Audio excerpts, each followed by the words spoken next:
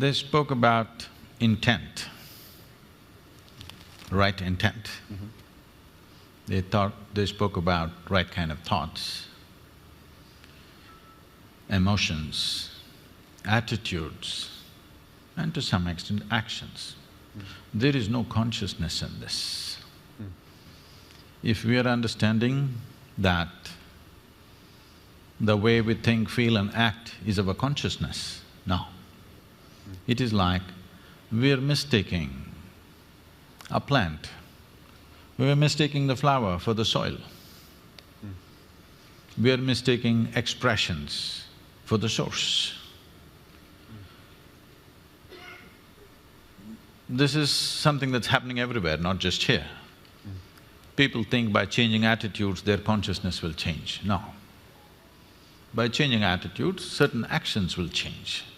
Yes, positive, beneficial, but it is not truly transformative. Change will happen, transformation will not happen. If I have to define a distinction between change and transformation, change means the residue of the past will still remain.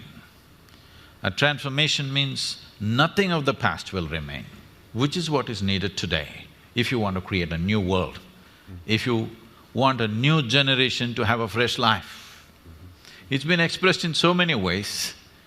Being in this part of the world, what they're familiar with generally, someone said, leave the dead to the dead, it's very significant. This is not coming out of recklessness, this is not coming out of unconcern, but this is coming with the concern that you must be a fresh life. You can learn many things from the past about how to conduct yourself, but there is nothing to learn from the past about how to be. Because you are a complete life by yourself. You don't have to learn how to be a life from the past. Maybe you have to learn how to be a good engineer.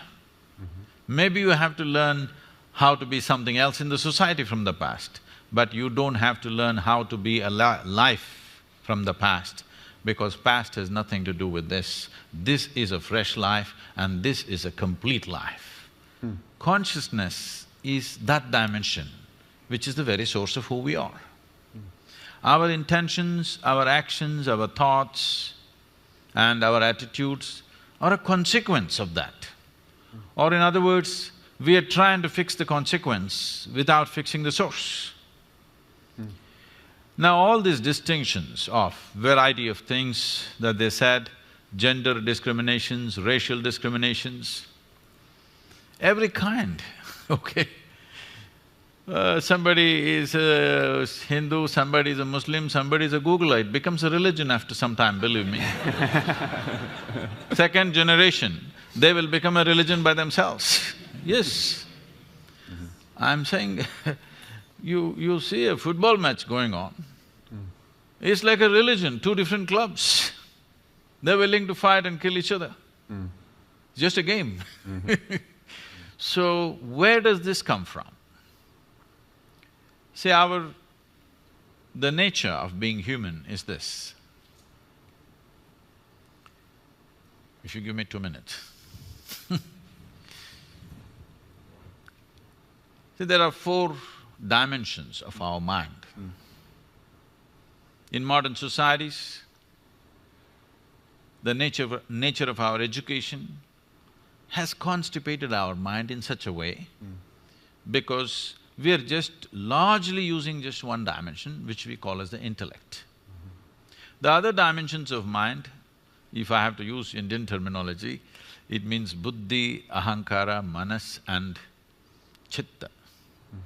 What buddhi means is the intellect. You do what you want. The nature of the intellect is to slice things open and see. If you leave the world in the hands of your intellect will chop it into a million pieces and will want to chop it into further micro pieces and want to chop it into further micro pieces depending upon how sharp your intellect is. The sharper your intellect, the more you dissect the world. You cannot stop it. because that is the nature of the intellect and it's good.